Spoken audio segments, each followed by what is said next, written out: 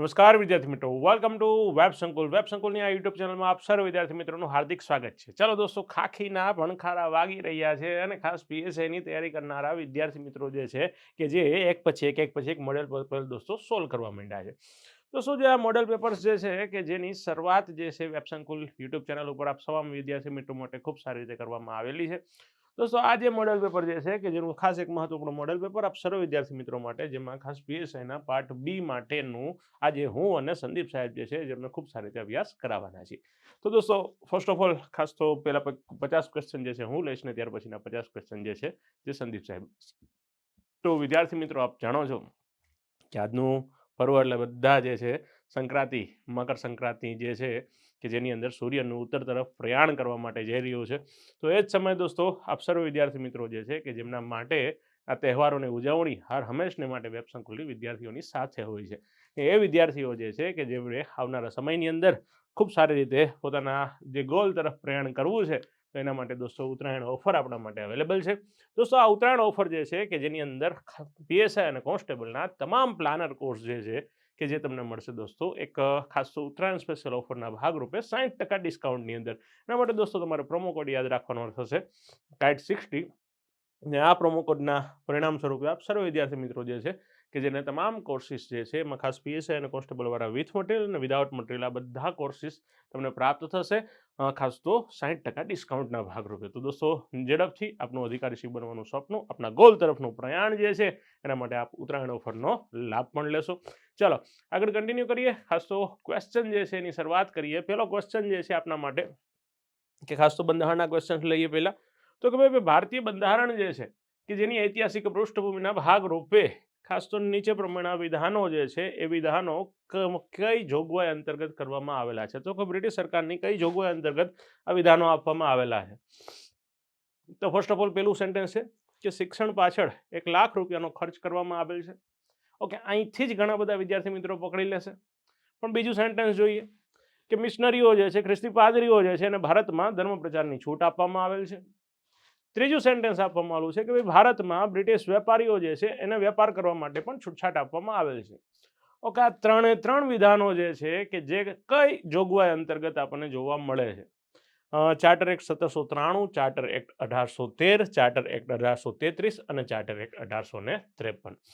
આ બધા વિદ્યાર્થી મિત્રો જે છે કે જે ચાર્ટર એક્ટને ખૂબ સારી રીતે અભ્યાસ કરેલો છે, તો એ બધા મિત્રોને ખબર હશે કે સાહેબ આ જોગવાઈ જે છે કે જે અમને જોવા મળે છે ચાર્ટર એક્ટ 1813 અંતર્ગત. એટલે દોસ્તો તમારો આન્સર શું રહેશે? તો કે બી, ચાર્ટર 1813. ચાલો દોસ્તો, નેક્સ્ટ ક્વેશ્ચન તરફ જઈએ. એના પછીનો જે ક્વેશ્ચન છે, ઓકે, ધરપકડ જે છે એની સાથે સંકળાયેલી થોડી વાત છે કે નીચેનામાંથી કયા મૂળભૂત અધિકાર અંતર્ગત અથવા તો ખાસ કઈ કઈ જોગવાઈઓ જે છે કે જે મૂળભૂત અધિકારની અંદર આપવામાં આવેલ છે કે ધરપકડના 24 કલાકની અંદર મેજિસ્ટ્રેટ સમક્ષ જે તે આરોપી જે છે એને રજૂ કરવા ફરજિયાત છે. ધરપકડ દરમિયાન અથવા કસ્ટડીમાં ગેરવર્તન કે ત્રાસ ન મેળવવાનો પણ અધિકાર છે. પોલીસ કસ્ટડીમાં કરવામાં આવેલી કબૂલાતો જે છે કે જેને આરોપીઓ સામેના પુરાવા તરીકે પણ ગણી શકાતી નથી. આમાંથી કઈ જોગવાઈઓ જે છે કે જે ખાસ પોલીસ અથવા તો પોલીસ કસ્ટડી દરમિયાન ખાસ જોવામાં મળતી હોય છે? કયા કયા પ્રકારના અધિકારો પ્રાપ્ત થતા હોય છે? તો આપ સર્વ વિદ્યાર્થી મિત્રોને ખબર હોય છે કે સાહેબ આમાં બધું જે છે સાચું છે. ત્રણ સેન્ટેન્સ સાચા છે. આ તો ખબર હોય છે 24 કલાકની અંદર રજૂ કરવાની વાત છે. બીજું તો કે અહીંયા માર મારવાની છૂટછાટ નહીં આપવામાં આવતી, એટલા માટે ખાસ કોઈ પણ પ્રકારનું ગેરવર્તન કે ત્રાસનો પણ કોઈ નથી આપવામાં આવતો. અથવા તો મૂળભૂત અધિકાર જે છે જે તમને જોગવાઈ આપે છે. આપ જાણો છો ખૂબ સારી રીતે, સમજાય તો વંદન, નકર અભિનંદન. ઓકે, પોલીસ કસ્ટડીની અંદર કરવામાં આવેલી કબૂલાતો જે છે, પોલીસ સમક્ષ કરવામાં આવેલી કબૂલાતો કે જે પણ ખાસ એમની સામે પુરાવા તરીકે રજૂ કરી શકાતી નથી. આ પણ એક રિયાલિટી છે. એટલે ત્રણ સેન્ટેન્સ કેવા છે દોસ્તો? સાચા છે. નેક્સ્ટ ક્વેશ્ચન તરફ જઈએ દોસ્તો.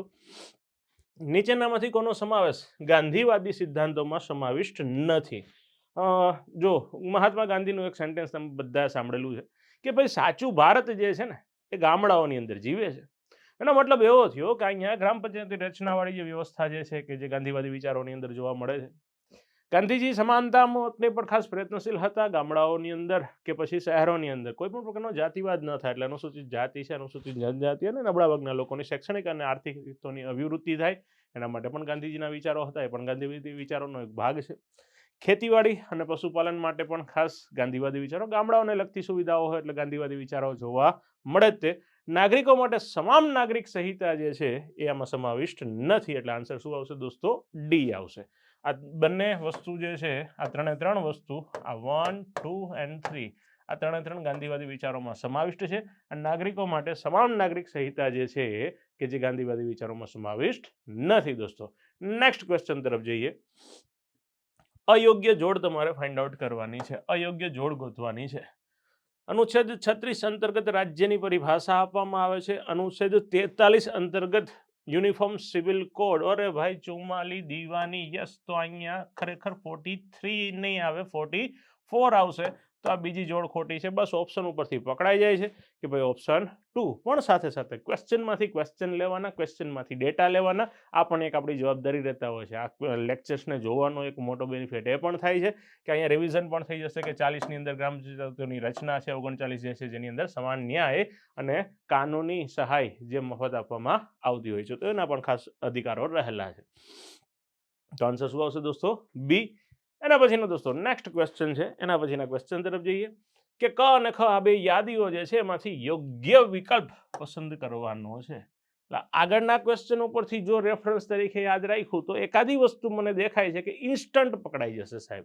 તો પેલા તો ગ્રામ પંચાયતોની વ્યવસ્થા હમણાં જ સાહેબ જોઈ કે 40 ની અંદર જોવા મળે છે. 3 ની અંદર 4 દોસ્તો, 3 ની અંદર 4 વાળો મને અહીંયા એક ઓપ્શન દેખાય છે. અહીંયા 3 ની અંદર 2 નથી, અહીંયા 3 ની અંદર 1, અહીંયા પણ નથી, અહીંયા 3 ની અંદર 1 નથી. તો દોસ્ત હવે આ બધું જે છે એ સામસામે સેટ કરીને એક વખત ચેક કરી લ્યો.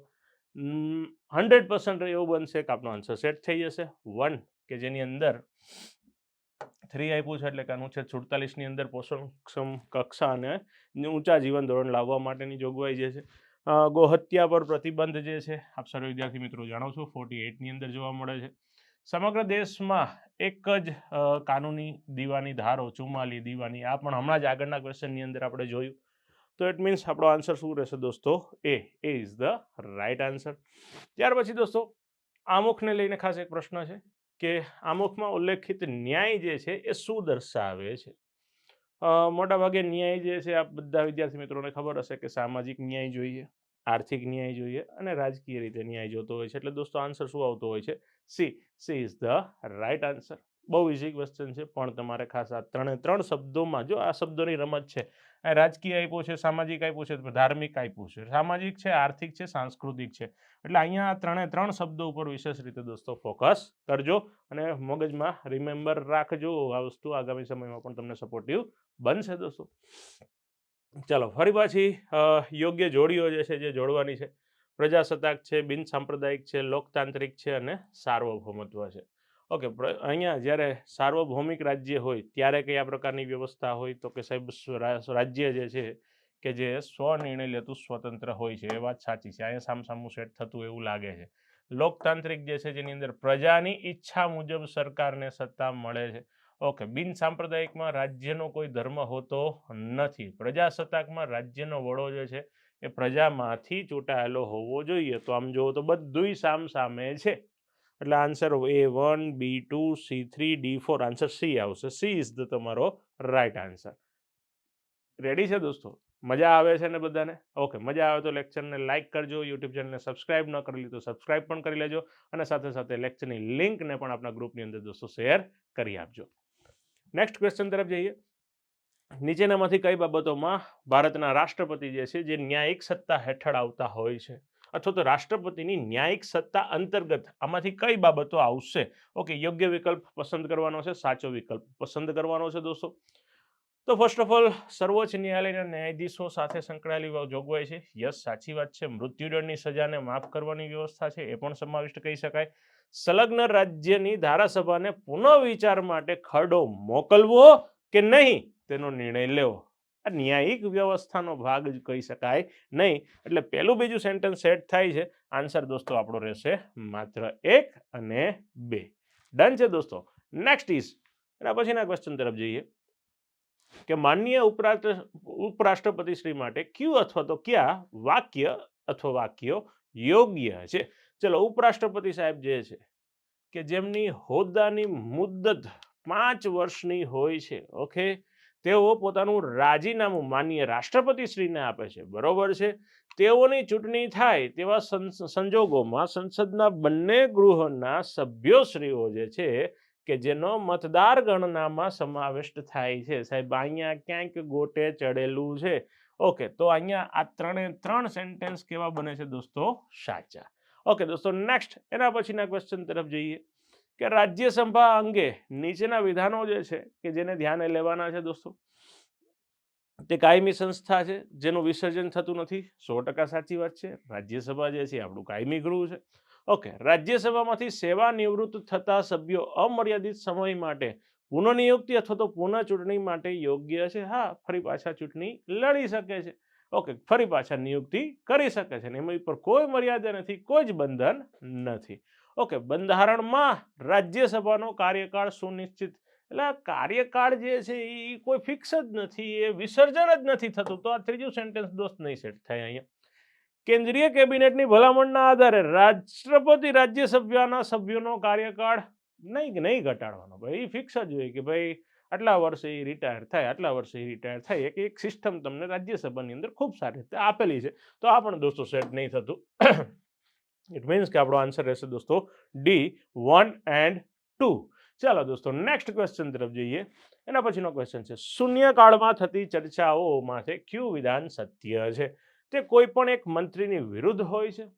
ના દોસ્તો.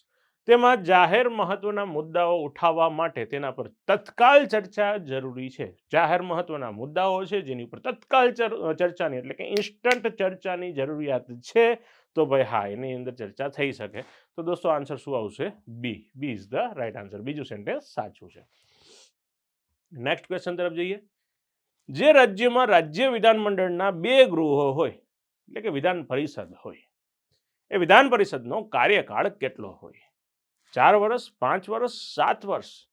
તો કે વિધાન પરિષદ સાહેબ વિસર્જનને પાત્ર નથી. એના 1/3 સભ્યો જે છે કે જે સમયાંતરે નિવૃત્ત થતા હોય છે. ડી તમારો સાચો આન્સર બનતો હોય છે દોસ્તો. ટપો પડે છે. ચાલો નેક્સ્ટ. એના પછી અનુસૂચિ 7ની સંઘ યાદીમાં કયા વિષયો જે છે કે જે સમાવિષ્ટ થાય છે? ચલો, સંઘ યાદીની અંદર કયા વિષયોનો સમાવેશ થતો નથી? સોરી, અહીંયા નથી એટલે તે તમારે કઈ વસ્તુ સમાવિષ્ટ નથી એ જોવાની છે. ચલો, વિદેશી દેવું તો કે સાહેબ આવશે. પરમાણુ ઉર્જા કેન્દ્ર યાદીમાં જોવા મળશે. વીમા કેન્દ્રમાં જોવા મળશે. જાહેર સ્વાસ્થ્ય રાજ્ય યાદીનો વિષય છે. તો એનો આન્સર શું આવશે દોસ્તો? ડી. રેડી છે? ચાલો નેક્સ્ટ. એના પછીના ક્વેશ્ચન તરફ જઈએ. જ્યારે રાજ્યપાલ રાષ્ટ્રપતિની વિચારણા માટે ખરડો અનામત રાખે, ઓકે, તો ત્યારની કન્ડિશન જોવાની છે. ધારાસભાની પુનઃ વિચારણા માટે રાષ્ટ્રપતિ અથવા તો રાજ્યપાલ દ્વારા ખરડો પરત કરી શકાતો નથી. બાપુજી પાસે સત્તા છે યાર. હા, ઓકે, જે રાષ્ટ્રપતિ ખરડાને મંજૂરી આપો તો રાજ્યપાલની સમિતિની જરૂરિયાત રહેશે નહીં. રાષ્ટ્રપતિએ ખરડા ઉપર સમિતિ આપવી ફરજિયાત છે. લાઈબોસ છે, એના ઉપર ફરજિયાત નહીં. સુધારા અને મંજૂરી માટે ખરડો સંસદમાં મોકલવામાં આવે છે. ઓકે, મને અહીંયા એવું લાગે છે કે જો રાષ્ટ્રપતિ દ્વારા ખરડાને મંજૂરી આપી દીધી તો પછી રાજ્યપાલ જે છે એમના પ્રતિનિધિ છે, એમની સંમતિની પછી જરૂરિયાત રહેતી નથી. કારણ કે જ્યારે મોકલા હોય ત્યારે એને એગ્રીમેન્ટ આપીને જ મોકલા હોય કે ઓકે આપણા તરફથી ઓકે છે, આગળ સાહેબને પૂછી લ્યો. ઓકે, તો આન્સર દોસ્તો અહીંયા આવવો જોઈએ બી. રેડી છે દોસ્તો? નેક્સ્ટ. સંઘ જાહેર સેવા આયોગ બાબતે યોગ્ય વિધાનો જણાવો. બંધારણમાં આયોગની સભ્ય સંખ્યાનો ઉલ્લેખ નથી કર્યો, જે રાષ્ટ્રપતિની વિવેક બુદ્ધિ ઉપર છોડી દેવામાં આવે છે. ઓકે, આયોગના સભ્યપદ માટે કોઈ શૈક્ષણિક લાયકાત સૂચવવામાં આવેલી નથી. યુપીએસસીના સભ્યોને એ જ આધારે અને એ જ રીતે દૂર કરી શકાય કે જે રીતે સુપ્રીમ કોર્ટના ન્યાયાધીશને. દોસ્ત અહીંયા ખરેખર માર ખાઈ ગયા છે. ઓકે, આ સેન્ટેન્સમાં છેડા ભેગા થતા નથી. એટલે દોસ્તો આન્સર આવશે આપણો એ. એ ઇઝ ધ રાઈટ આન્સર. 1 અને 2 બંને વિધાનો સાચા છે. ઓકે, નેક્સ્ટ જોઈએ. નાણાં પંચના સંદર્ભમાં યોગ્ય વિધાનો જણાવો. કે નાણાં પંચના સભ્યોને પુનઃનિયુક્તિ થવા માટે લાયક છે. ઓકે, નાણાં પંચની ભલામણો સરકાર માટે ફરજિયાત હોય છે. અઘરું છે દોસ્ત, સરકાર માટે ફરજિયાત હોતી નથી. એટલે આન્સર શું આવશે દોસ્તો? માત્ર એક, નહીં કે એક અને બે બંને. ડન છે દોસ્તો. નેક્સ્ટ એના પછીના ક્વેશ્ચન તરફ જઈએ. સીવીસી સેન્ટ્રલ વિજિલન્સ કમિશન, જેના બાબતે યોગ્ય વિધાનો તમારે જણાવવાના છે.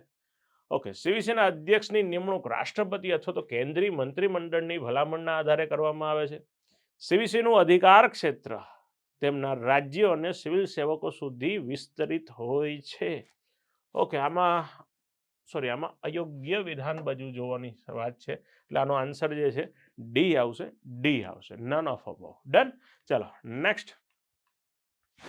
નીચેના વિધાનો જે છે ધ્યાનમાં લેવાના છે. એટર્ની જનરલ એ કેન્દ્રીય કેબિનેટના સભ્ય નથી. ઓકે, બંધારણમાં એટર્ની જનરલ જેમ કે જેને આધીન સોલિસિટર જનરલ અને અન્યની પણ જોગવાઈ કરવામાં આવેલ છે. ઓકે, એટર્ની જનરલ સરકારની કાયદાકીય બાબતો સંભાળે છે. ઓકે, યોગ્ય વિધાનો પ્રમાણે જોવા જઈએ તો આ પહેલું સેન્ટેન્સ પરફેક્ટ બેસે છે, કારણ કે કેન્દ્રીય કેબિનેટના સભ્ય નથી, પણ ખાસ એને એન્ટ્રી તો મળે છે. સરકારની કાયદાકીય બાબતો સંભાળે છે, તો કે હા સાહેબ સંભાળે છે. પણ અહીંયા જે પોઈન્ટ જે આપવામાં આવે છે, એટર્ની જનરલની જેમ એને આધીન સોલિસિટર જનરલ અને એની અન્યની જોગવાઈ પણ કરવામાં આવેલી છે. દોસ્તો એ સેટઅપ નહીં બેસતું, એટલે આન્સર દોસ્તો અહીંયા રહેશે આપણો સી 1 અને 3. એટલે કે આ પહેલું અને ત્રીજું સેન્ટેન્સ કેવા છે દોસ્તો? સાચા છે. ચલો દોસ્તો નેક્સ્ટ. નીચેનામાંથી કયા વિધાનો સાચા છે જેને તપાસવાના છે તમારે? ઓકે, બંધારણની શરૂઆતમાં એક મુખ્ય ન્યાયાધીશ અને 7 અન્ય એમ 8 ન્યાયાધીશ હતા. બરોબર છે. ઓકે, એની પહેલા તમે જાઓ તો એક મુખ્ય ન્યાયાધીશ અને 3 મુખ્ય ન્યાયાધીશ જે રેગ્યુલેટિંગ એક્ટ અંતર્ગત હતા. બરોબર છે. વર્તમાન બંધારણમાં એક મુખ્ય ન્યાયાધીશ અને 33 અન્ય ન્યાયાધીશ એમ કુલ મળીને 34. ઓકે, આ વાત છે 14 જાન્યુઆરી 2025ના રોજ. અત્યારની વર્તમાન સ્થિતિ પ્રમાણે ટૂંક સમયમાં ભવિષ્યમાં જો પરિવર્તન આવે તો આમાં વધારો થઈ શકે ખરા, પણ હાલની સ્થિતિ પ્રમાણે જોવા જાય, વર્તમાન સ્થિતિ પ્રમાણે તો કે બરોબર છે. એટલે અહીંયા આન્સર શું આવશે દોસ્તો? સી, પહેલું અને બીજું બંને વિધાનો કેવા છે? સાચા. ડન છે દોસ્તો. નેક્સ્ટ ક્વેશ્ચન તરફ જઈએ. પંચાયતી રાજની પ્રણાલીમાં 73મા બંધારણીય સુધારા 1992 દ્વારા કયા સુધારા કરવામાં આવેલા છે? પંચાયતો સ્વતંત્ર ભારતમાં અસ્તિત્વમાં નહોતી, જેને આ અધિનિયમ દ્વારા બનાવવામાં આવી છે. પંચાયતોને બંધારણીય દરજ્જો આપવામાં આવ્યો છે. યસ. તેઓને બંધારણનું કદ નક્કી કરે અને પંચોને કારોબારી શક્તિ. ના ભાઈ, આ 73મા બંધારણીય સુધારાની દ્રષ્ટિએ જોવા જાય તો અહીંયા બીજું સેન્ટેન્સ એકમાત્ર સેટ થાય છે, એટલે આન્સર શું આવશે? માત્ર 2. ડન છે દોસ્તો. Next question. 73મો બંધારણીય સુધારો કયા રાજ્યોને લાગુ પડતો નથી? ભારતીય બંધારણના ખાસ જે તે અનુચ્છેદની અંદર જોઈએ તો પેટા અનુચ્છેદ એમની અંદર તમને એ વસ્તુ જોવા મળે છે કે મણિપુર, મિઝોરમ અને નાગાલેન્ડ કે જેની અંદર આપણને ખાસ જોવા લાગુ પડતું નથી. તો અહીંયા માત્ર 1 અને 2 આવશે. આની અંદર નાગાલેન્ડમાં નહીં લાગુ પડે અને મિઝોરમમાં લાગુ પડશે નહીં. ભારતીય સંવિધાનના મૂળભૂત માળખાની વ્યાખ્યા કરવાનો અધિકાર બધાને આવડે. વારંવાર રિપીટ થનારો પ્રશ્ન કે ભાઈ સુપ્રીમ કોર્ટ, સર્વોચ્ચ ન્યાયાલય. ચલો દોસ્તો નેક્સ્ટ ક્વેશ્ચન તરફ જઈએ કે ભારતીય બંધારણના મૂળભૂત માળખાની અભિવ્યક્તિ સૌપ્રથમ વાર નીચેનામાંથી કયા કેસમાં થઈ છે? મૂળભૂત ઢાંચાને લગતો કેસ તમે જોવો એટલે અંદરથી સીધો અવાજ આવે કે સાહેબ કેશવાનંદ ભારતી કેસની વાત થઈ રહી છે. જી હા દોસ્તો, આનો આન્સર આવશે કેશવાનંદ ભારતી. દોસ્તો નેક્સ્ટ ક્વેશ્ચન છે કેશવાનંદ ભારતી કેસ અંતર્ગત બંધારણના મૂળભૂત માળખામાં કયું તત્વ ઉમેરવામાં આવ્યું નથી? ઓકે, વ્યક્તિની સ્વતંત્રતા અને ગૌરવ, વિધાનસભા અને કારોબારી અને ન્યાયતંત્રની સત્તાનું વિભાજન, ન્યાયિક સમીક્ષા અને બંધારણની સર્વોપરિતા. સી, ન્યાયિક સમીક્ષા જે છે કે જે આ કેસની અંદર નહીં. એટલે આન્સર શું આવશે દોસ્તો? સી આવશે. તમે મને કમેન્ટની અંદર આન્સર આપજો કે ન્યાયિક સમીક્ષા જે છે એ કયા કેસ અંતર્ગત ખાસ ઉમેરવામાં આવેલ છે.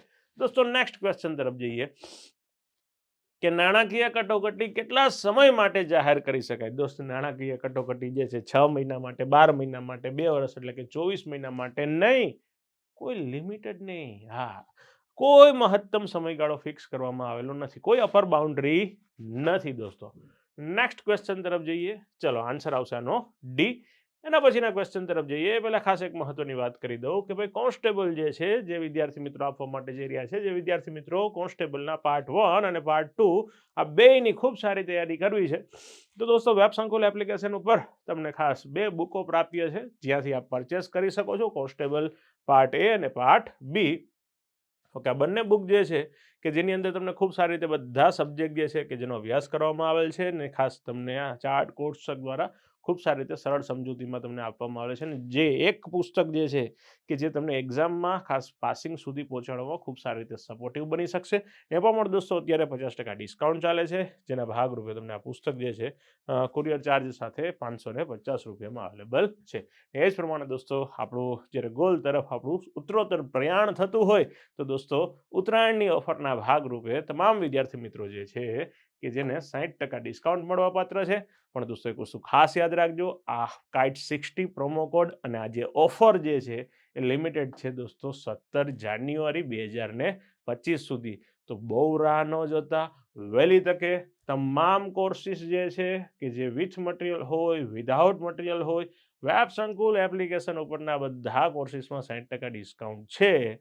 તો દોસ્તો વહેલી તકે લાભ લેજો, કાઇટ 60 પ્રોમો કોડ યાદ રાખજો અને આપનું ગોલ તરફ પ્રયાણ કરજો. ઉત્તરાયણ ઓફરનો લાભ લેજો. ચાલો દોસ્તો, નેક્સ્ટ. વાહ, મસ્ત મજાનો ક્વેશ્ચન છે. મહાવીર સ્વામી જે છે ને જ્ઞાન પ્રાપ્તિ કઈ નદીના કાંઠે થઈ અને પ્રથમ ઉપદેશ જે છે કઈ નદીના કાંઠે? ભાઈ, જ્ઞાન પ્રાપ્તિ થઈ એ નદી યાદ હશે સાહેબ, ઋજુપાલિકા નદી. ઓકે, હવે પ્રથમ ઉપદેશ જે છે એ કઈ નદીના કાંઠે? તો કે સાહેબ આ જિંદગીમાં પહેલી વાર સાંભળ્યું સાહેબ. વિપુલચલ પહાડીઓ સાંભળી હતી, પણ વિપુલચલ પહાડીઓની સાથે સાથે તમારે વારાકર નદી પણ યાદ રાખી શકાય. થોડું અપડેટ થઈ જાવ તો આ પણ યાદ રાખજો દોસ્તો. નેક્સ્ટ, નીચેનામાંથી કયા જોડકા સાચા છે? ચલો, પ્રથમ જૈન પરિષદનું સ્થળ પાટલીપુત્ર, પ્રથમ બૌદ્ધ પરિષદનું સ્થળ રાજગૃહ, પ્રથમ જૈન મહિલા સાધ્વી ચંદના, ને ગૌતમ બુદ્ધના પ્રથમ ઉપદેશનું સ્થળ સારનાથ. સાહેબ બધું સેટ થાય છે. હા, બધું સેટ થાય છે, એનો મતલબ આન્સર આવશે એ 1, 2, 3 and 4. ડન છે દોસ્તો. નેક્સ્ટ ક્વેશ્ચન તરફ જઈએ. ઋગ્વેદમાં સતુદ્રી ખાલી જગ્યા છે, ઋગ્વેદમાં જેનો ઉલ્લેખ થયેલો છે સતલુજ નદીનો સતુદ્રી તરીકે, તો અહીંયા વનસ્પતિનું નામ નહીં, સાહેબ નદીનું નામ છે. તો કે આવ્યું સાહેબ નદીનું નામ છે. આન્સર આવશે દોસ્તો બી, સતુદ્રી નદી છે. ચાલો દોસ્તો, નેક્સ્ટ. જોડકાઓ જે છે જેમાંથી કઈ કઈ જોડ સાચી છે અથવા તો કઈ જોડ સાચી છે? સાહેબ કાલીબંગાન બધાને ખબર હોય સાહેબ, રાજસ્થાનની અંદર આવે, પહેલી જોડ સાચી છે. ચનહુદરો સાહેબ પાકિસ્તાનની અંદર આવે, એમાં પંજાબ આપ્યું છે, અહીંયા ગોટે ચડી ગયું છે. રોજડી ગુજરાતની અંદર શ્રીનાથગઢ રોજડી કહી શકો. બનવાલી હરિયાણા બરોબર છે. આમાં જોવા જઈએ તો એ લોચો માર્યો છે. ઓકે ઓકે ઓકે ઓકે, અહીંયા જરા ખાસ તકલીફ પડી છે વિદ્યાર્થી મિત્રોને.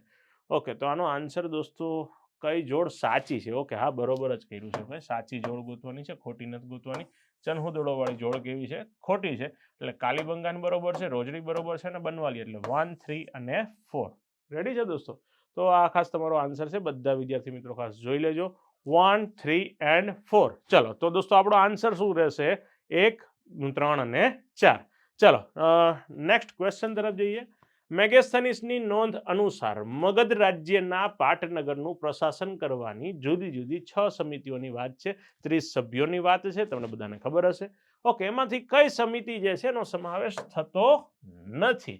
જનગણના સમિતિ હતી, હુન્નર સમિતિ હતી, ઉત્પાદન સમિતિ હતી, મુદ્રા સમિતિ નહોતી. અહીંયા આન્સર આવશે દોસ્તો D. D is the right answer દોસ્તો. નેક્સ્ટ, ભારતના ક્રાંતિકારીઓ જે છે કે જેને એના જન્મસ્થળના આધારે તમારે રાજ્યોની સાથે સેટ કરવાના છે. તો પેલા છે ચંદ્રશેખર આઝાદ, મધ્યપ્રદેશના ભાભરા ગામમાં જન્મ થયેલો હતો. 1 ની અંદર 4, 1 ની અંદર ડી, 1D 1D અહીંયા એક જગ્યાએ સેટ થાય છે, બાકી કોઈ જગ્યાએ સેટ નથી થતું. આન્સર એ જ હશે, ફાઇનલ છે. ઓકે, બાકીનું જોઈ લ્યો તમે.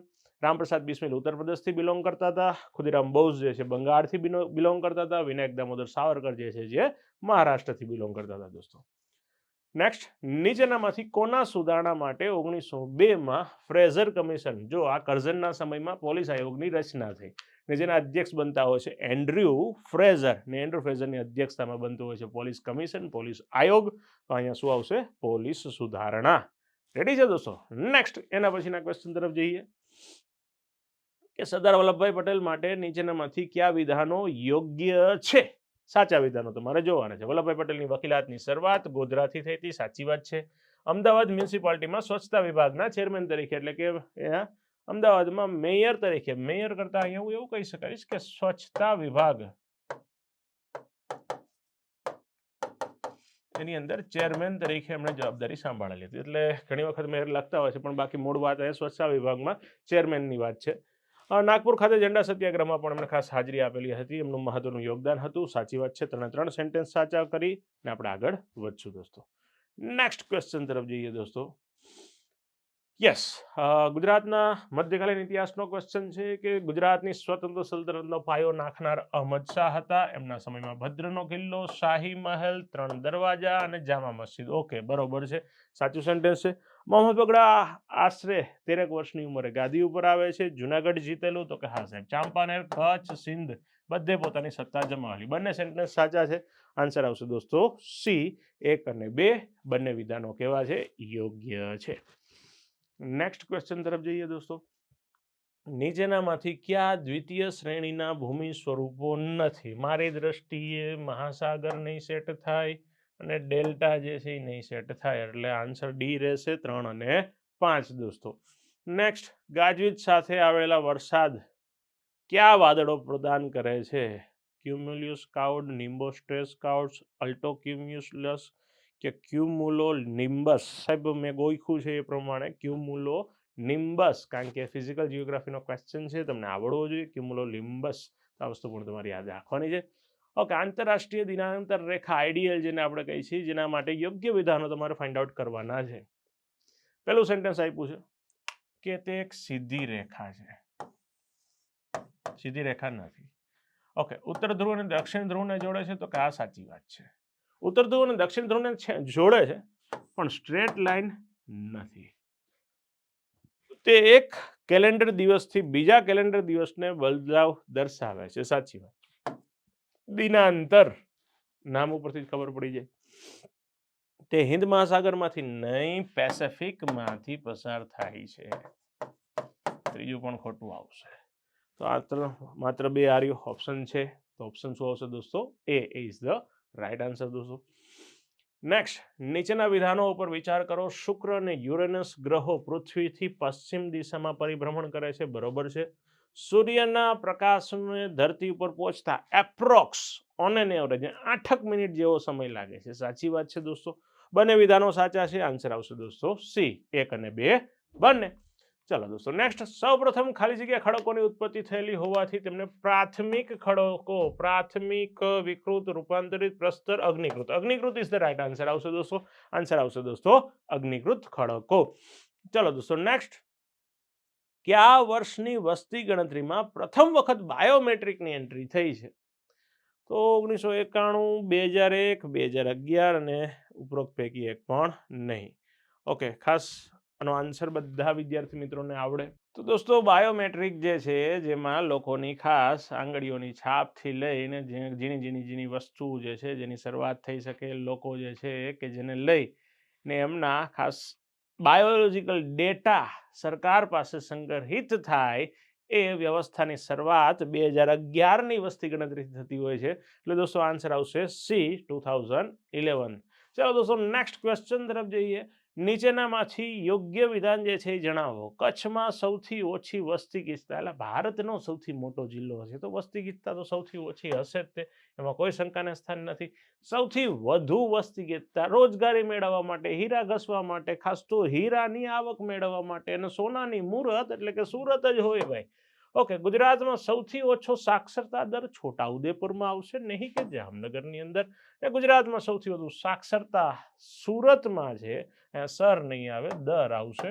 ને સુરતની અંદર છે, સાચી વાત છે. તો 1, 2 and 4 છે આન્સર, તો કે હા સાહેબ આર્યો A is the right answer.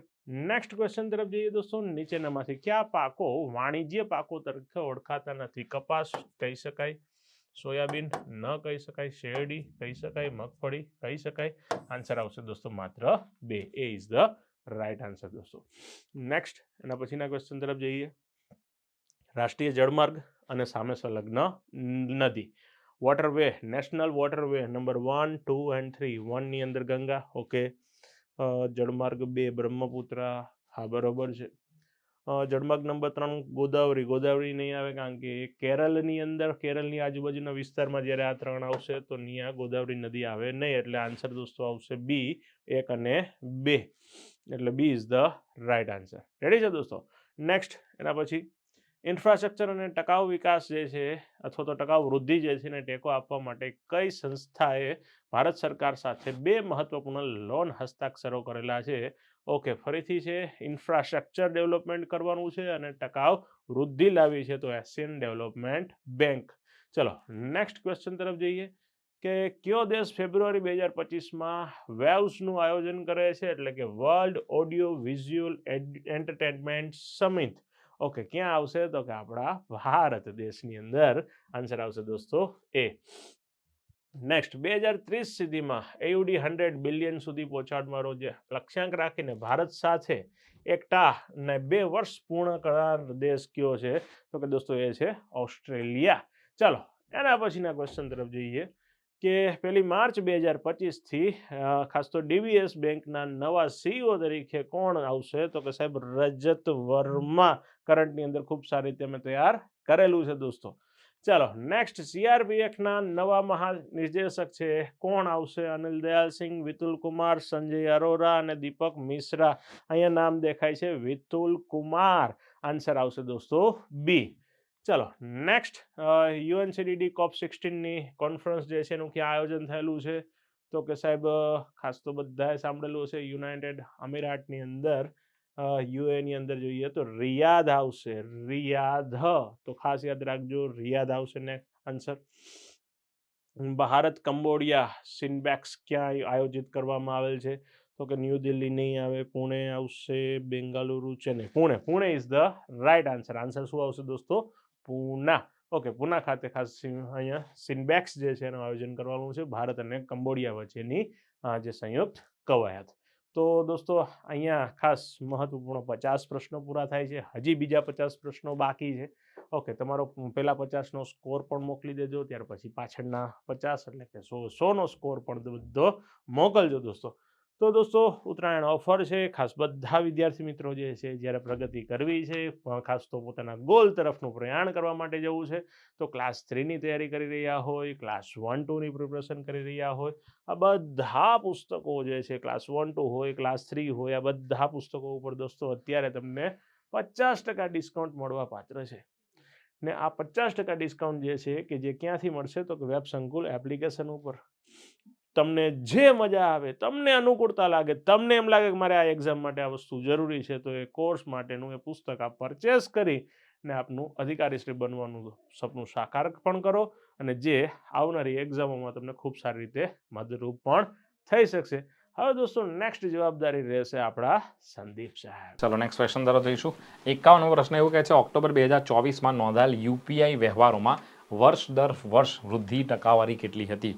Current અફેરનો question છે, ફેક્ચ્યુઅલ પ્રશ્ન હોય છે, એટલે તમારે ફેક્ટ્સ આધારિત જોવાનો રહેશે. આમાં કંઈ સમજશક્તિ વગેરે જો વિકસાવવાની જરૂર નથી. 45% ઇઝ ધ કરેક્ટ આન્સર. 45% તમારો સાચો જવાબ આવશે. આગળ વધીશું બીજા પ્રશ્ન તરફ. મધ્યપ્રદેશ સાથે કયા રાજ્યે ચિત્તાના સંરક્ષણ માટે સંયુક્ત કોરિડોર મેનેજમેન્ટ કમિટીની રચના કરી છે? ચિત્તાની વાત આવે ત્યારે આપણને ખબર જ છે કે ભારત હવે ચિત્તાઓ માટે એક ઇકોસિસ્ટમ બનાવવા જઈ રહ્યું છે. મધ્યપ્રદેશની અંદર તમને ચિત્તાઓ જોવા મળશે અને હાલમાં જ તે લાવવામાં આવ્યા હતા. પછી તેમના ઘણા બધા મૃત્યુના કિસ્સા પણ આપણે સાંભળ્યા, કેમ કે એમની આબોહવા વાતાવરણ ચેન્જ થયું છે, આબોહવા એમને માફક નથી આવી રહી. તો કયા રાજ્ય સાથે એમણે ચિત્તાના સંરક્ષણ માટે સંયુક્ત કોરિડોર મેનેજમેન્ટ કમિટીની રચના કરી છે? ઇટ ઇઝ નન અધર દેન રાજસ્થાન આવશે. ઓપ્શન ડી તમારો સાચો જવાબ રહેશે. પ્રશ્ન 53 તરફ જઈશું. ચીફ ઓફ ડિફેન્સ સ્ટાફની અધ્યક્ષતામાં 35મી ટ્રાય સર્વિસ કમાન્ડર્સ કોન્ફરન્સ ક્યાં યોજાઈ હતી? થોડો ટફ પ્રશ્ન કહી શકાય. જો આવા પ્રશ્નો તમને પરીક્ષામાં દેખાય છે આ તો ઠીક છે, આપણે અહીંયા ચલાવી દીધો છે, પરંતુ આવો કોઈ પ્રશ્ન દેખાય છે જે તમને લાગે છે કે ભાઈ મારે આને ટચ ન કરવો જોઈએ, તો એમાં ખરેખર તમારે ઈ કરવું બેટર ગણાશે. આમાં જવાબ Kochi, Kerala is the correct answer. આગળ વધીએ છીએ, પ્રશ્ન નંબર 54 તરફ જઈશું. 8મું ACTCM બાર્જ LSAM 22 ક્યાં સામેલ કરવામાં આવ્યું હતું? તો ફરીથી તમને અહીંયા શું કહેવાય છે, એક ફેક્ચ્યુઅલ આધારિત પ્રશ્ન પૂછ્યો છે, ફેક્ટ આધારિત. કોચી, મુંબઈ, વિશાખાપટ્ટનમ એન્ડ ચેન્નાઈ. અગેન આ આન્સર જોઈશું. આમાં Mumbai is the correct answer. Mumbai મહારાષ્ટ્રમાં આ ACTCM બાર્જ અને LSAM 22 સામેલ કરવામાં આવ્યું છે. 8મું ACTCM અને LSAM 22. ચલીએ આગળ વધીશું. ઓક્ટોબર 2024માં ભારતનો મુખ્ય ક્ષેત્રનો વિકાસ દર કેટલો હતો? તો ભારતનો મુખ્ય ક્ષેત્રનો વિકાસ દર, ભારતના મુખ્ય ક્ષેત્રનો મતલબ થાય છે ભાઈ, ઘણાને એવું લાગતો છે ભાઈ ભારતનું મુખ્ય ક્ષેત્ર એટલે કયું? તો ભારતનું મુખ્ય ક્ષેત્ર એટલે કૃષિ ક્ષેત્ર થતું હોય છે, પરંતુ એવું નથી. ભારતનો જે મુખ્ય ક્ષેત્ર છે જેમાંથી આપણે સૌથી વધારે આવક મેળવીએ છીએ એ સેવા ક્ષેત્ર, હાલમાં સેવા ક્ષેત્ર છે. તો એનો એ મુખ્ય ક્ષેત્રનો વિકાસ દર કેટલો છે તમને પૂછ્યો છે. ઇટ ઇઝ 3.1%, 3.1% રહેશે. આગળ વધીશું નેક્સ્ટ પ્રશ્ન તરફ. 27મી ડિસેમ્બર 2024ના રોજ મેલબોર્ન ક્રિકેટ ક્લબની માનદ સભ્યપદ કોને આપવામાં આવી છે? એટલે કે કોને પદ આપવામાં આવ્યું છે? એ જેને આપણે લિટલ માસ્ટર તરીકે ઓળખીએ છીએ, માસ્ટર બ્લાસ્ટર તરીકે આપણે ઓળખીએ છીએ, એવા કહી શકાય સચિન તેંડુલકર, જેને ગોડ ઓફ ક્રિકેટ પણ કહીએ છીએ. તો સચિન તેંડુલકરને આ માનદ સભ્યપદ પ્રાપ્ત થયું છે. MCGની જો વાત કરીએ, મેલબોર્ન ક્રિકેટ ક્લબ, MCCની વાત કરીએ, મેલબોર્ન ક્રિકેટ ગ્રાઉન્ડ પણ છે, MCG કહીએ છીએ, મેલબોર્ન ક્રિકેટ ગ્રાઉન્ડ. MCCને એમને માનદ સભ્યપદ હાંસલ થયું છે. સૂર્યશક્તિ સોલાર ફાઇનાન્સ સ્કીમ હેઠળ સૌર પ્રોજેક્ટ ધિરાણ ઓફર કરવા માટે કઈ બેંકે સોલેક્સ એનર્જી સાથે ભાગીદારી કરી છે? તમને ઘણી વખત અત્યારે રસ્તા પર જતા હશો, ત્યાં બી મોદીજીના હોર્ડિંગ્સ તમને જોવા મળતા હશે.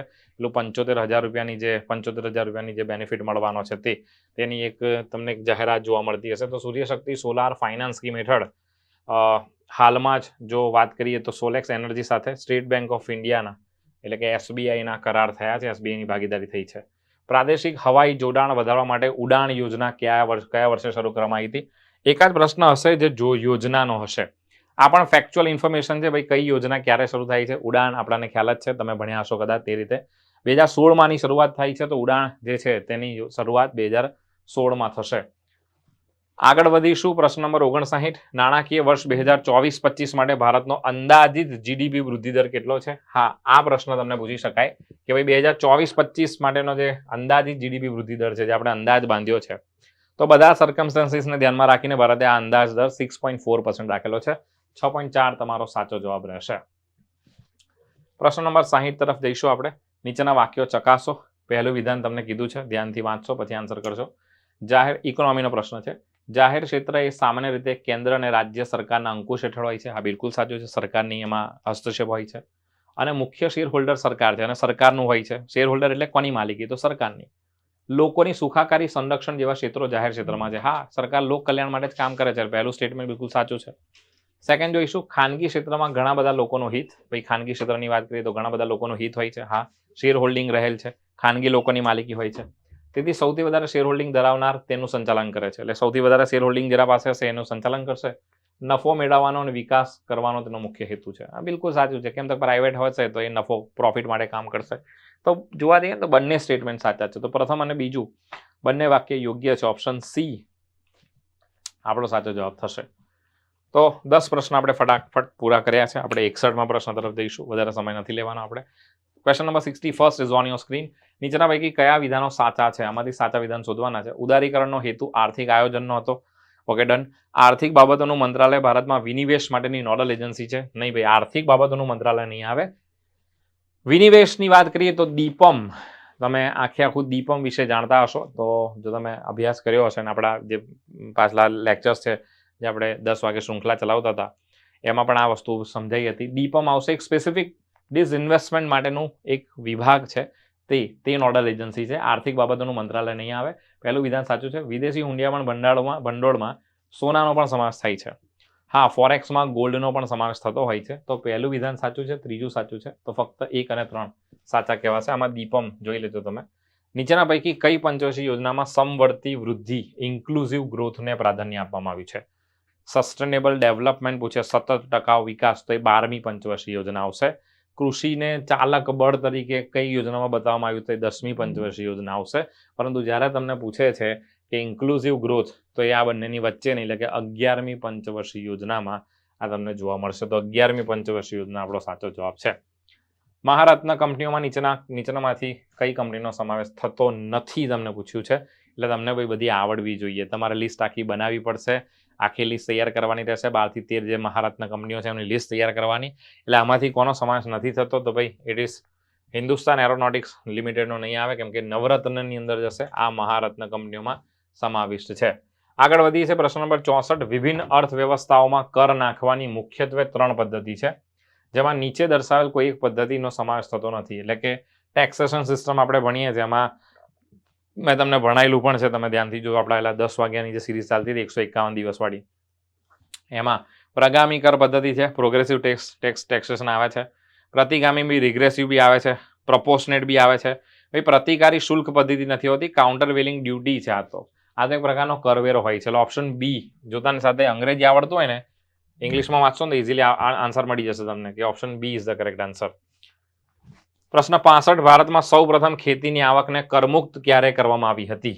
તો ભાઈ ભારતમાં અત્યારે જે ખેતીની આવક હોય છે તો એ રાજ્ય યાદીનો વિષય ગણાય છે. ખેતી ઉપર જે શુલ્ક લેવામાં આવે એ રાજ્ય યાદીનો વિષય છે. અને ખેતી ઉપર કેટલા ટકા ટેક્સ લેવામાં આવે છે? તો ઇટ ઇઝ 0%. ભાઈ તમારે છે ને એવું નહીં કે ખેતી પર કોઈ ટેક્સ લેવામાં આવતો નથી, એવું તમે ના બોલી શકો. ખેતી પર ટેક્સ લેવામાં આવે છે, પરંતુ એ કેટલો ટકા છે? તો ભાઈ એને 0% રાખવામાં આવેલો છે. તો આ 0% એટલે શું? તો કે સાહેબ 0% ટેક્સ છે. 0%નો મતલબ એવો થાય છે કે ભાઈ ખેતી પર 1 પણ રૂપિયો ટેક્સ લેવામાં આવશે ને. એને કઈ યાદીનો વિષય છે? તો ઇટ ઇઝ નન અધર દેન, એ કઈ યાદીનો વિષય કહેવાશે? એ રાજ્ય યાદીનો વિષય છે. અને 1886 થી આ કરમુક્ત કરવામાં આવેલ છે. પ્રશ્ન નંબર 66. અલ્પ બેરોજગારી ત્યારે થાય છે જ્યારે, જો બેરોજગારીનો ટોપિક પ્રોપરલી વાંચ્યો હોય તો અલ્પ બેરોજગારી ત્યારે થાય છે જ્યારે કોઈ વ્યક્તિ પોતાની ક્ષમતાથી ઓછું કામ કરતો રહે છે. એને આપણે અલ્પ બેરોજગારી કહીએ છીએ. ચલીએ ક્વેશ્ચન નંબર 67. પ્રશ્ન નંબર 67 જોઈશું. Real time gross settlement RTGS કોના દ્વારા સંચાલિત થાય છે? એ ઇઝીલી ખબર પડી જાય ભાઈ. આ તમામનું સંચાલન RBI દ્વારા થશે. Reserve bank of India is the correct answer. પ્રશ્ન નંબર 68 તરફ જઈશું. કૃષિમાં વધારે માત્રામાં નાઇટ્રોજન યુક્ત ખાતર વાપરવાથી નીચેનામાંથી કઈ કઈ ઘટનાઓ બને છે? ભાઈ હવે જોગ્રાફી ને વગેરેના પ્રશ્નો શરૂ થશે. જો કે મારો સબ્જેક્ટ નથી, પરંતુ હું તમને સમજાવવાની પૂર્ણતમ આન્સર કેવી રીતે લાવીશું એની કોશિશ કરીશું આપણે. તેનાથી જમીનમાં નાઇટ્રોજન સ્થાપન કરી શકાતા સૂક્ષ્મજીવોની માત્રામાં વધારો થાય છે. યસ. જમીનમાં એસિડિકતામાં વધારો થાય છે. યસ. ભૂગર્ભના પાણીમાં નાઇટ્રેટનું લિંચિંગ થાય છે. યસ, આ બી સાચું છે. એટલે જોવા જઈએ તો 1, 2 અને 3 ત્રણે 3 ઘટનાઓ સાચી છે. તો કૃષિમાં વધારે માત્રામાં નાઇટ્રોજન યુક્ત ખાતર વાપરવાથી નીચેનામાંથી કઈ કઈ ઘટના બને છે? અને આપણે જે ખાતર વાપરીએ છીએ એમાં ભાઈ જે યુરિયા છે, નીમ કોટેડ યુરિયા, આપણા ત્યાં જે ખેડૂતો ખાતર વાપરી રહ્યા છે એનું પ્રમાણ કેટલું છે? તો કે એનું પ્રમાણ 6 છે. 6 નાઇટ્રોજન 6 અણુ એ લોકો યુઝ કરી રહ્યા છે. ખરેખર એ કેટલો દર કીધેલો છે? તો કે 4 to 1 કીધેલો છે. જો અનાજ ઉગાડતા હોય તો, અને કઠોળ ઉગાડતા હોય તો 1 to 1 એટલો એમણે જે રેશિયો છે એ મેન્ટેન કરવાનો છે. જ્યારે આપણા ત્યાં 6:1:3 રેશિયોમાં ખાતર યુઝ થઈ રહ્યું છે. આગળ વધીશું. પૃથ્વીના ભૂગર્ભમાં અત્યંત ગરમી હોવા છતાં તેનો કેન્દ્રીય ભાગ ઘન સ્વરૂપે કેવી રીતે રહી શકે? ખબર છે બધાને, દબાણના લીધે. તો ભાઈ બેહદ દબાણ છે. તો પૃથ્વીના ભૂગર્ભમાં અત્યંત ગરમી હોવા છતાં તેનો કેન્દ્રીય ભાગ ઘન સ્વરૂપે કેવી રીતે રહે છે? તો દબાણના લીધે થાય છે. દબાણ, એ કેન્દ્રીય ભાગ ઉપર બેહદ દબાણ હોવાથી તેનું ઉત્કલન બિંદુ ઊંચું છે. બરાબર. ચલીએ. અંદામાન અને નિકોબાર ટાપુ વિશે નીચેના વિધાનોને ધ્યાનમાં લો અને સાચો જવાબ પસંદ કરો. અંદામાનની જૈવ ભૌગોલિક સામ્યતા મ્યાનમાર સાથે અને નિકોબારની ઇન્ડોનેશિયા સાથે છે. આ સાચી વાત છે. ગર્જન ડેપ્ટેરોકાર્પસ અથવા કાર્પસ કહે છે, એ અંદામાનના સદાબહાર જંગલોના વૃક્ષોની લાક્ષણિકતા છે. સાચું છે. નાર્કોડિયમ હોર્નબિલ એ ફક્ત આ ટાપુ પર જ સ્થાનિક છે. આ પણ સાચું છે. એટલે ત્રણેય વિધાન સાચા છે. આપણા 3 વિધાનો સાચા ઠરે છે. ભૂગોળનો પ્રશ્ન છે. નીચેના પૈકી કઈ જોડી સાચી રીતે જોડાયેલી નથી? સાગ, મહુડો, શીમળો તમને આપેલા છે ઉષ્ણકટિબંધીય પાનખર, બાવળ, લીમડો, ખીજડો ઉષ્ણકટિબંધીય નિત્ય લીલા, અને સીસમ અને મહોગની કાંટાળા અને કઠણ. તો ખરેખર જોવા જઈએ તો બાવળ, લીમડો અને ખીજડો એ કાંટાળા અને કઠણમાં જશે, શુષ્કમાં જોવા મળતા હોય છે. તો જવાબ ખરેખર જોવા જઈએ તો આ ઇન્ટરચેન્જ કર્યું છે, આ બંનેને ઇન્ટરચેન્જ કરી દેવામાં આવ્યા છે. એટલે ફક્ત એક આ પહેલું આપણું સાચું છે, સાગ, મહડો અને સીમડો. તો સાચી રીતે જોડાયેલી કોઈ જોડ હોય તો એ માત્ર એક જ છે. આગળ વધીશું નેક્સ્ટ ક્વેશ્ચન તરફ. નીચેના વિધાનોને ધ્યાનમાં લો. ખેતીની જમીન પર્યાવરણમાં નાઇટ્રોજન ઓક્સાઇડ છોડે છે, બિલકુલ સાચું છે. પશુઓ પર્યાવરણમાં એમોનિયા છોડે છે, બિલકુલ સાચું છે. મરઘા ઉદ્યોગ પર્યાવરણમાં પ્રતિક્રિયાશીલ નાઇટ્રોજન સંયોજન છોડે છે, બિલકુલ સાચું છે. ભાઈ આમાં એલું જે નાઇટ્રોજન છે એ એક પ્રકારનું એમોનિયા સાથે એક એલો ગેસની પ્રક્રિયા, એમાંથી પછી અનાજ જ્યારે આપણે ખેતી કરતા હોઈએ છીએ એમાં જ્યારે એલું નાઇટ્રોજનનું પ્રમાણ જ્યારે નાખવામાં આવતું હતું, એલું ખાતર નાખવામાં આવે તો નાઇટ્રોજન એના સાથે બાષ્પીકરણ પામે છે, એટલે કે ઉડી જાય છે 8 થી 10% જેટલો. એને જ આખું આપણે નાઇટ્રોજન ઓક્સાઇડ કહીએ છીએ. તો 3 વિધાન એમ તો સાચા જ છે, એટલે 1, 2, 3 જવાબ આવવો જોઈશે. યસ. આગળ વધીશું, પ્રશ્ન નંબર 73 તરફ જઈશું. આરક્ષિત જૈવ મંડળ બાયોસ્ફિયર રિઝર્વ રાષ્ટ્રીય ઉદ્યાનો અને અભયારણ્યો કરતાં એ કઈ રીતે અલગ પડે છે? તેઓ મનુષ્યને પ્રવેશ કરવાની મંજૂરી નથી. તે એક કુદરતી વિસ્તાર છે જ્યાં 3 કાર્યોની મંજૂરી છે: સંરક્ષણ, ટકાઉ વિકાસ અને વૈજ્ઞાનિક સંશોધન શિક્ષણ. પ્રાણીઓ કરતાં વનસ્પતિઓ પર વધુ ધ્યાન આપવામાં આવે છે. સમગ્ર વિશ્વમાંથી સજીવો લાવવામાં આવે છે અને તેઓને ભાવિ પેઢી માટે જાળવી રાખવામાં આવે છે. નહીં ભાઈ, આરક્ષિત જૈવ મંડળ એટલે બાયોસ્ફિયર રિઝર્વની જે રાષ્ટ્રીય ઉદ્યાનો અને અભયારણ્ય કરતાં એ અલગ એટલે પડે છે કે કુદરતી વિસ્તાર છે જ્યાં 3 કાર્યોની મંજૂરી છે: સંરક્ષણ, ટકાઉ વિકાસ અને વૈજ્ઞાનિક સંશોધન અને શિક્ષણ. આ અહીંયા થાય છે, એટલે ઓપ્શન બી આપણો સાચો જવાબ ઠરશે. પ્રશ્ન નંબર 74 તરફ જઈશું. નીચેના પૈકી કયા વિધાનો સાચા છે? તમને રામસર સાઇટ વિશે પૂછ્યું છે, તો ધ્યાનથી જોઈએ. રામસર સંમેલન હેઠળ ભારત સરકારના ભાગે ભારતના વિસ્તારમાં આવતી તમામ આર્દ્ર ભૂમિનું રક્ષણ અને જાળવણી કરવી ફરજિયાત છે. આ બિલકુલ સાચું છે, આ વિધાન સ્ટેટમેન્ટ સાચું છે. ભારત સરકાર દ્વારા વેટલેન્ડ સંરક્ષણ અને પ્રબંધ નિયમો 2010 હા સાચા છે. રામસર સંમેલનની ભલામણોના આધારે ઘડવામાં આવ્યા છે. ડેફિનેટલી વેટલેન્ડ સંરક્ષણ અને પ્રબંધ નિયમો 2010 સત્તાધિકાર દ્વારા નિયત કર્યા પ્રમાણે વેટલેન્ડના પ્રવાહ વિસ્તાર, ડ્રેનેજ એરિયા અથવા આવરા ક્ષેત્ર કેચમેન્ટ એરિયાને પણ આવરી લે છે. એનો મતલબ કે સાહેબ આ 3 વિધાન ફરીથી અહીંયા સાબિત થાય છે. આ 3 વિધાનો સાચા છે. આગળ વધીશું. ઈસરો દ્વારા પ્રસ્તાવિત ટેલિઓસ-1 ઉપગ્રહ કયા દેશનો છે? ભાઈ આમાં ટેલિઓસ-S એવા દેશનો છે કે જેના સાથે આપણું શેર બજાર પણ જોડાયેલું છે. એટલે ભારતમાં સૌથી વધારે નિવેશ કરતો કોઈ દેશ હોય એ દેશ, અને એ દેશ જેનું શેર માર્કેટ પણ ભારતના માર્કેટ સાથે, ઘણા લોકો ભારતનું શેર માર્કેટ તમારે સમજવું હોય તો એ પહેલાં તમારે એ દેશના શેર માર્કેટને જોવું જોઈએ. It is none other than Singapore. Singapore સાચો જવાબ છે. ચલીએ.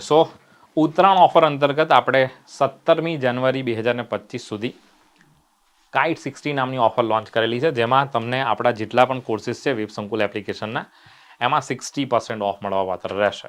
તો જે વિદ્યાર્થીઓએ હજી આ ઓફરનો લાભ નથી લીધો, તમે વેબ સંકુલ એપ્લિકેશન ડાઉનલોડ કરીને ત્યાં કાઇટ 60 પ્રોમો કોડ યુઝ કરશો એટલે તમને 60% ત્યાંથી ઓફ મળવા પાત્ર રહેશે. તો આ ઓફર માત્ર 17મી જાન્યુઆરી 2025 સુધી વેલિડ રહેવાની છે. વધારે ઇન્ફોર્મેશન માટે તમે નીચે આપેલા નંબર ઉપર સંપર્ક કરી શકો છો.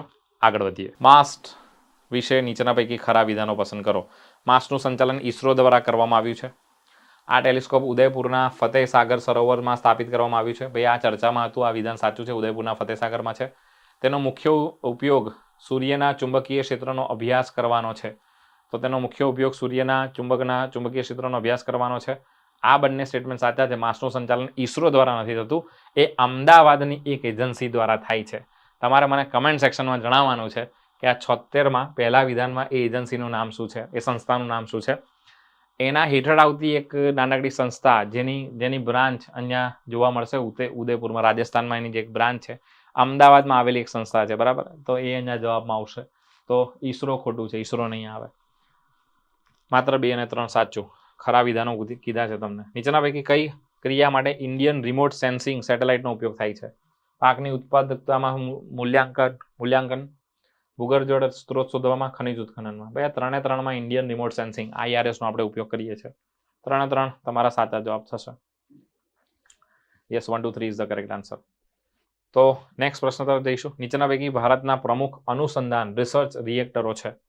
તો જોઈએ રિએક્ટરમાં ભારતના રિએક્ટરોની જો વાત કરીએ તો અપ્સરા, વેઇટ અ સેકન્ડ, પહેલા આપણે જોઈ લઈએ પેન ચાલે છે. અપ્સરા તો કે યસ, સાયરસ છે, ધ્રુવ છે, કામિની છે, ચંદ્રમા નથી. એટલે કે ભારતના પ્રમુખ અનુસંધાન રિએક્ટરોમાં 1 2 3 4 આવવા જોઈએ, માત્ર 1 2 3 4. Option B is the correct answer. ચલો આગળ વધીશું. નેક્સ્ટ, ભારતની ડિફેન્સ શિલ્ડ સિસ્ટમમાં વાપરવામાં આવેલી રડાર સિસ્ટમનું નામ શું છે? તો ભારતની ડિફેન્સ શિલ્ડ સિસ્ટમ, ભારતની જે ડિફેન્સ શિલ્ડ સિસ્ટમ છે એમાં સ્વોર્ડફિશ રડાર સિસ્ટમનો ઉપયોગ કરીએ છીએ આપણે, બરાબર, જેમાં આપણે અન્ય દેશોની મદદ પણ જે તે સમયે લીધી હતી.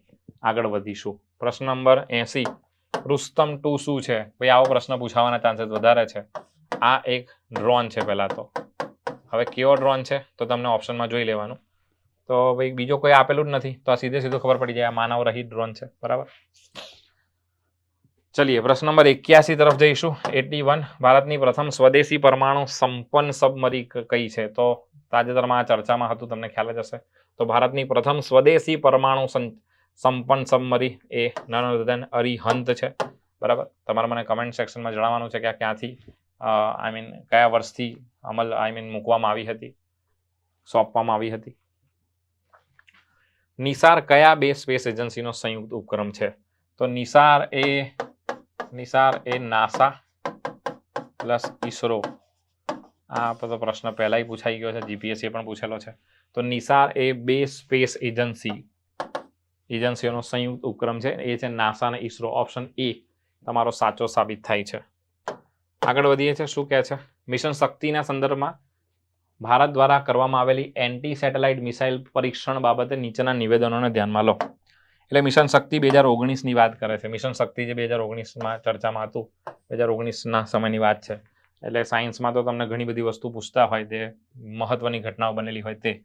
તો ભારતે જમીન પરથી છોડેલી મિસાઇલનો ઉપયોગ કરીને જીઓ સિંક્રોનસ ભ્રમણ કક્ષામાં ઉપગ્રહને નષ્ટ કરવાની ક્ષમતા દર્શાવી. ભારતે જમીન પરથી છોડેલી મિસાઇલનો ઉપયોગ કરીને જીઓ સિંક્રોનસ નહીં આવે, લો ઓર્બિટ આવશે, લો અર્થ ઓર્બિટ આવશે, લિયોમાં આવશે, બરાબર. અને ભારત બાહ્ય અવકાશમાં ઉપગ્રહને અટકાવવાની ક્ષમતા પ્રાપ્ત કરનાર ચોથો દેશ. હા ભાઈ, આ ચોથો દેશ બન્યો છે. એટલે જે લાઈવ સેટેલાઇટ હોય એને ટાર્ગેટ કરીને એને નષ્ટ કરવાની ક્ષમતા, આમાં આપણો ક્રમાંક ચોથો થયો છે. અને ભારતે જીઓ સિંક્રોનસ ભ્રમણ કક્ષામાં નહીં, જીઓ સિંક્રોનસ ભ્રમણ કક્ષામાં ના આવે, બરાબર. આ અબ્દુલ કલામ જે આઇલેન્ડ છે ત્યાંથી લોન્ચ કરવામાં આવી હતી, છોડવામાં આવી હતી, એનું પરીક્ષણ થયું હતું. ચલીએ, તો પહેલું ખોટું છે, બીજું સાચું આવશે. માત્ર B is the correct answer. Yes. આગળ વધીએ છીએ. ભારતીય અંતરિક્ષ વિજ્ઞાન અથવા તો વિજ્ઞાન, તમે જે બી કહો, પ્રૌદ્યોગિકી સંસ્થાન ક્યાં આવેલી છે? તો ભારતીય અંતરિક્ષ વિજ્ઞાન અને પ્રૌદ્યોગિકી સંસ્થાન એ નન અધર ધેન, બધાને ખબર છે તે રીતે, તિરુવનંતપુરમમાં આવેલું છે. આગળ વધીશું. દ્રૌપદી રથનું પ્રસિદ્ધ પથ્થરમાંથી કાપેલું મંદિર તમને નીચેનામાંથી ક્યાં જોવા મળશે? તો ભાઈ આ રથની જ્યારે વાત આવે છે, દ્રૌપદી રથની વાત આવે એટલે તરત તમારું ધ્યાન જવું જોઈએ, ઇટ ઇઝ મહાબલીપુરમ. તો મહાબલીપુરમ ઓપ્શન બી આપણો સાચો જવાબ સાબિત થાય છે. આગળ વધીશું. વાદ્ય અને વાદકની કઈ જોડીઓ યોગ્ય છે? તમારે ભાઈ આ તમને કલ્ચરના પર્સપેક્ટિવથી, વારસાના પર્સપેક્ટિવથી પૂછેલો પ્રશ્ન છે. સંતૂર પંડિત શિવકુમાર શર્મા, બિલકુલ સાચું છે. સરોદ નિખિલ બેનર્જી સંતૂર સાથે જોડાયેલા છે, એટલે આ ખોટું થઈ જશે. અસદ અલી ખાન વીણા સાથે, આ બિલકુલ સાચું છે. બ્રિજભૂષણ કાબરા, આ એ વ્યક્તિ છે કે જેઓ ગિટારને એક અલગ રીતે એને પોઝિશનમાં રાખીને વગાડતા, આ ગિટાર સાથે જોડાયેલા છે, ગિટાર. એટલે આ બીજું ને ચોથું ખોટું છે. તો યોગ્ય પૂછી છે તો પહેલી ને ત્રીજી આવશે. ઓપ્શન બી આવો જોઈએ જવાબ. Option B is the correct answer. આગળ વધીશું. ભવાઈમાં મશ્કરાનું પાત્ર જોવા મળે છે. આ પાત્રના જુદા જુદા વેશમાં જુદા જુદા નામો હોય છે. વેશ પ્રમાણે જોડકા જોડો. ભાઈ આ પૂછાઈ શકે તેવો પ્રશ્ન છે. તમને વેશ પ્રમાણે જે જોડકા છે તમારે જોડવાના છે. ચલીએ, તો સુખાજી, તો કે સુખાજીને કાન ગોપી કહેવામાં આવે છે. અડવો તો કે ઝંડા ઝૂલણ, અને રંગલો એટલે બાકીનું થઈ ગયું. ઓપ્શન બી તમારો જવાબ થશે. Option B option B is the correct answer. એકમાં બી હોય, એકમાં બી હોય, એકમાં બી હોય, પછી બેમાં એ હોય, તો બેમાં એ હોય એવો શોધો તો અહીંયા છે, પણ આ તો એકમાં બી નથી એટલે નીકળી જાય. આ તમારો જવાબ થશે. ચલીએ આગળ વધીશું. પ્રશ્ન નંબર 88 તરફ જઈશું. ભારતના પ્રાચીન મંદિરો સંબંધિત રાજ્યોના જોડકા પૈકી કયા જોડકા યોગ્ય છે?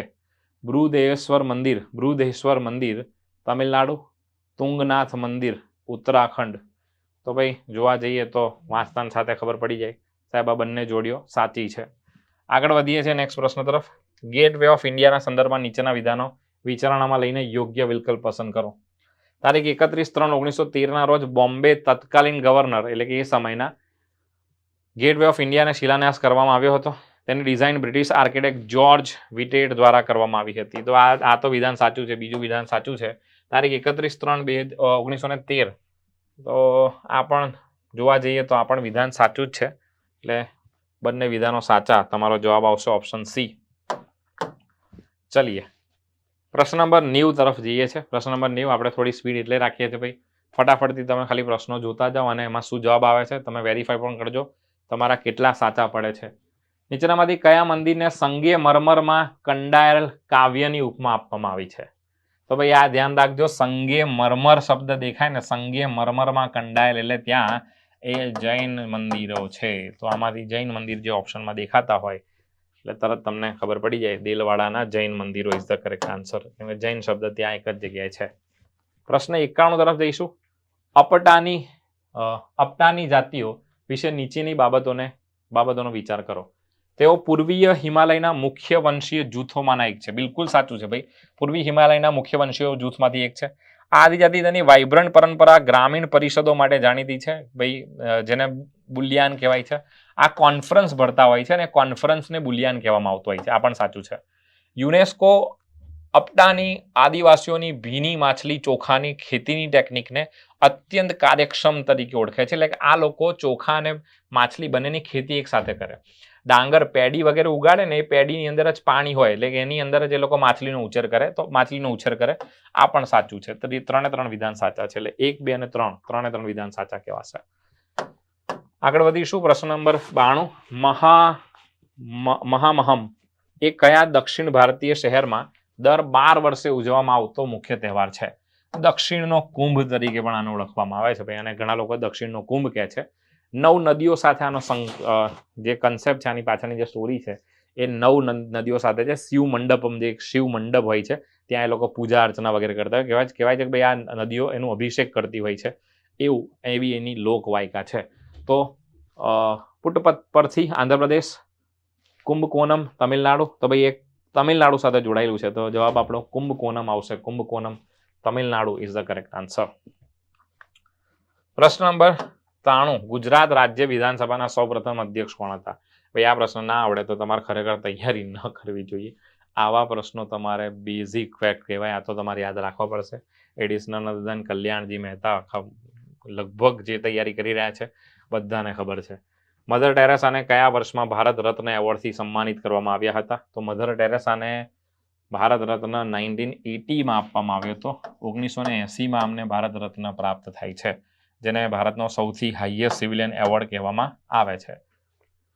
વિશ્વ ગ્રાહક અધિકાર દિવસ વર્લ્ડ કન્ઝ્યુમર રાઇટ ડે ક્યારે મનાવવામાં આવે છે? ભાઈ વિશ્વ ગ્રાહક દિવસ. ગ્રાહક અધિનિયમ પૂછે તો ગ્રાહક અધિનિયમ, ગ્રાહક સુરક્ષા અધિનિયમ છે 2019નો. વિશ્વ ગ્રાહક અધિકાર દિન પૂછે છે તો એ છે 15મી માર્ચ. 15મી માર્ચના દિવસે આ દિવસ ઉજવવામાં આવશે. Option B is the correct answer. ચલીએ દેશના કયા મહાનુભાવોનું સમાધિ સ્થળ સમતા સ્થળ તરીકે ઓળખાય છે?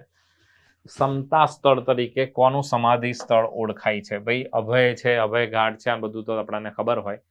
આ એ વ્યક્તિ છે કે જેના સાથે ગાંધીજીના તાલિસ્માનની વાતચીત થઈ હતી. એટલે કે ગાંધીજીનું જે તાવીઝ છે, આ જ્યારે કાયદો બંધારણ વગેરે બનાવવા જઈ રહ્યા હતા ત્યારે ગાંધીજીના આશીર્વાદ પણ લેવા જાય છે.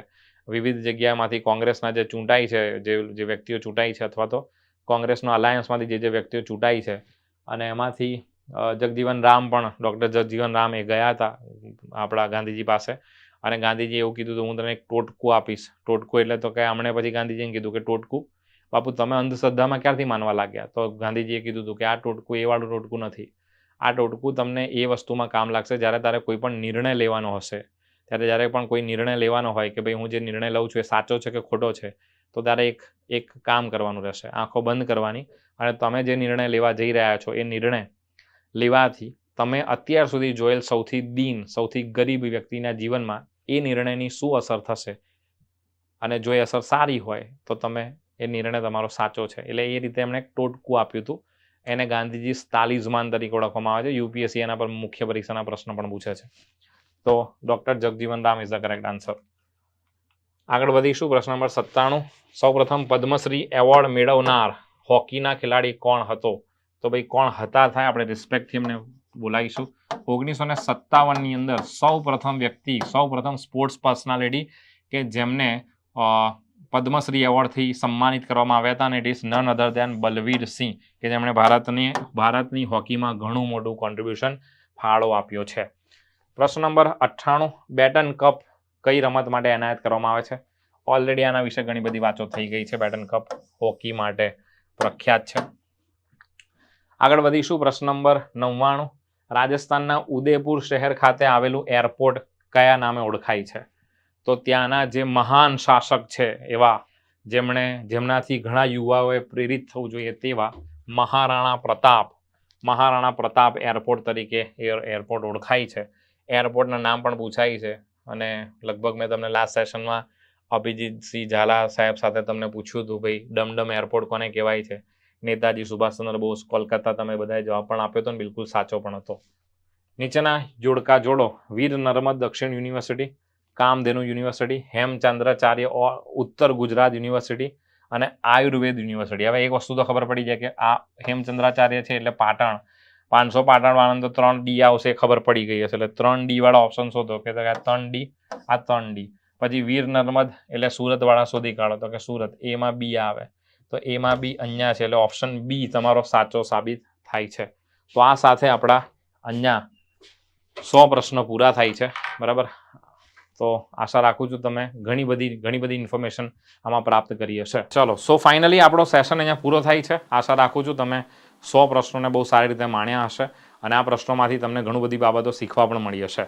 સેશન કેવો લાગ્યો છે? તમામની જે કમેન્ટ છે તે તમે તમારા જે સારા જે કંઈ પણ ફીડબેક છે એ અમને કમેન્ટ સેક્શનમાં જણાવશો. સાથે વિડીયોને જો લાઇક ન કર્યો હોય તો ડુ લાઇક ધીસ વિડીયો, અને જો ચેનલને સબસ્ક્રાઇબ ન કરી હોય તો ડુ સબસ્ક્રાઇબ ધીસ ચેનલ. સાથે જણાવી દઉં કે આપણે આપણા તમામ કોર્સીસ ઉપર, એટલે વેબ સંકુલ અવારનવાર તહેવારો નિમિત્તે કંઈક ને કંઈક ઓફર વિદ્યાર્થીઓ માટે લાવતું હોય છે. તો આ મકર સંક્રાંતિના અવસર પર આપણે વિદ્યાર્થીઓને 60% ઓફ આપી રહ્યા છે, પરંતુ આમાં તમારે એક પ્રોમો કોડ યુઝ કરવાનો છે, એ છે kite60, અને ત્યારબાદ તમને મળશે આપણી એપ્લિકેશનના તમામ સ્માર્ટ કોર્સીસ, જેને આપણે રેકોર્ડેડ કોર્સીસ કહીએ છીએ, પ્લાનર કોર્સીસ કે જે ગુજરાતમાં ખોબલે વિદ્યાર્થીઓએ વધાવી લીધો છે, અને ક્લાસરૂમ કોર્સીસ કે જે અમે ઓફલાઈન ક્લાસરૂમમાં ભણાવીએ છીએ, એનું એક રેકોર્ડેડ વર્ઝન તમને ત્યાં એપ્લિકેશનમાં મળી જશે.